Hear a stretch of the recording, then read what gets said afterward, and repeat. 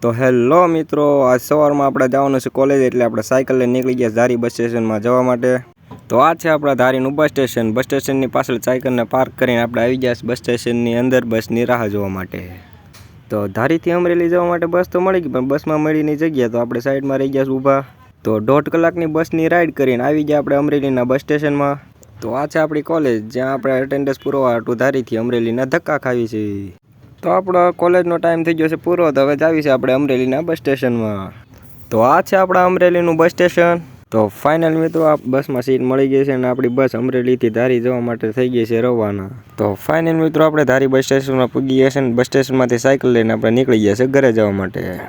તો ઘરે આવીને 3 લાઈનના ઈંટોને આપણે રેકડીમાં ભરીને ગોઠવવાની છે આ થપ્પામાં. તો 3 લાઈનની ઈંટોના થપ્પામાં ગોઠવીને આજનું આપણું કામ અને વિડીયો અહીંયા સમાપ્ત કરીએ છીએ. તો મળીએ આપણે બીજા વ્લોગમાં. જો તમને અમારો વ્લોગ ગમ્યો હોય તો લાઇક, શેર અને સબસ્ક્રાઈબ જરૂરથી કરી દેજો.